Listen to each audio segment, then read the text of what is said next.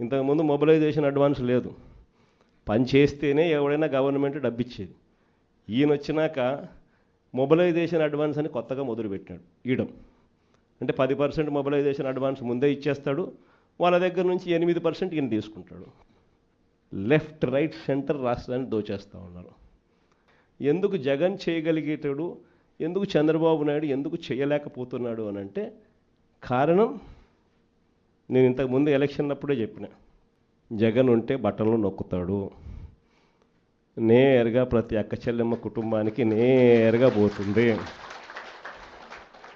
చంద్రబాబు నాయుడు ఉంటే బటన్లు ఉండవు, చంద్రబాబు నాయుడు ఉంటే నేరుగా ఆయన జోబీలోకి మాత్రమే పోతుంది అని చెప్పి ఎలక్షన్లప్పుడే నేను మొత్తుకొని చెప్పిన.